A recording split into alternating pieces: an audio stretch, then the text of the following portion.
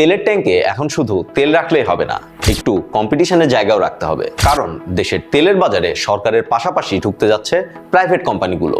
শুনতে ভালোই, বেশি কোম্পানি বেশি কম্পিটিশন, হয়তো দামটাও কম হতে পারে। কিন্তু প্রশ্ন হলো, এই কম্পিটিশন কি সত্যি তেলের দাম কমাতে পারবে, নাকি সরকারি মনোপলির জায়গায় প্রাইভেট মনোপলি বসবে? এই সিদ্ধান্তে সরকারের লাভ থাকলেও আপনার লাভটা কোথায়?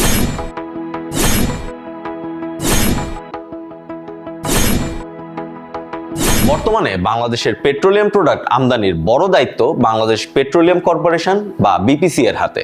আন্তর্জাতিক বাজারে তেলের দাম, ডলারের দাম কিংবা ইম্পোর্ট কস্ট বাড়লে তার একটি বড় ফাইন্যান্সিয়াল প্রেশার এসে পড়ে সরকারের উপর।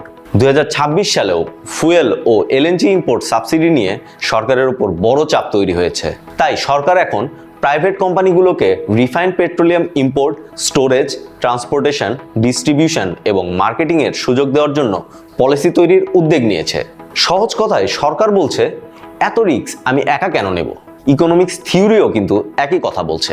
একজন সাপ্লায়ার থাকলে দাম কমানোর প্রেশার কম, কিন্তু বাজারে যদি অনেক সাপ্লায়ার থাকে, একজন বলবে আমি কম খরচে ইম্পোর্ট করব, আরেকজন বলবে আমি স্টোরেজ আর ট্রান্সপোর্টেশন কস্ট কমাবো, আরেকজন বলবে আমি আরো দ্রুত সাপ্লাই দেব, আর কাস্টমার দূরে দাঁড়িয়ে বলবে যে সস্তায় দেবে আমি তারটাই নেব।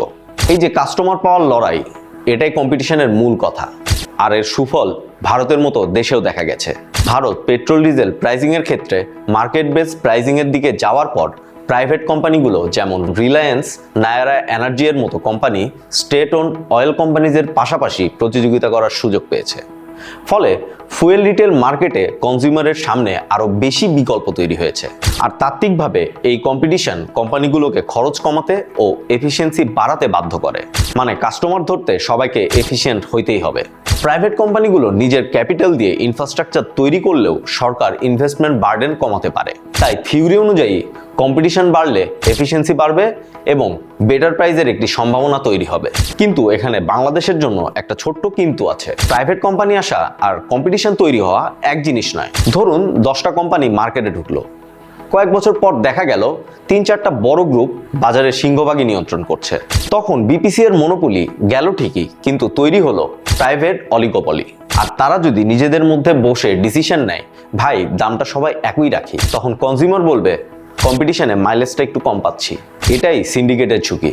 চলুন জেনে নিই বাংলাদেশের কোন কোন কোম্পানিগুলো তেল আমদানির সক্ষমতা রাখে। এই মার্কেট খুললে বসুন্ধরা, মেঘনা ও সামিটের মতো বড় বড় বিজনেস গ্রুপ সম্ভাব্য কোম্পানি হতে পারে।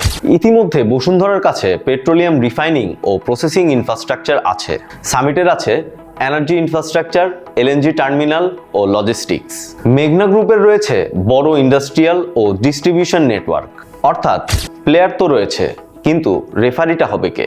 এই জায়গাতে আসে সরকারের আসল দায়িত্ব। সরকারকে নিশ্চিত করতে হবে সব কোম্পানির জন্য একই রুলস এবং ট্রান্সপারেন্ট প্রাইসিং। পাশাপাশি সরকারের এটাও লক্ষ্য রাখতে হবে একটি কোম্পানি যেন মার্কেট দখল করতে না পারে। সিন্ডিকেট হলে শক্ত হাতে দমন করতে হবে, আর ক্রাইসিসের সময় বিপিসি এর হাতে স্ট্র্যাটেজিক রিজার্ভ রাখতে হবে। অর্থাৎ সরকার তেলের দোকানদার না হয়ে রেফারি হবে। কারণ গভর্নমেন্ট মনোপলি ভাঙা ভালো, কিন্তু সেটা প্রাইভেট মনোপলি তৈরি করে নয়। শেষ পর্যন্ত তেলের বাজার মুক্ত হলো কিনা সেটা বোঝা যাবে কোম্পানির সংখ্যা দেখে নয়, কম্পিটিশন আর আপনার পকেট দেখে।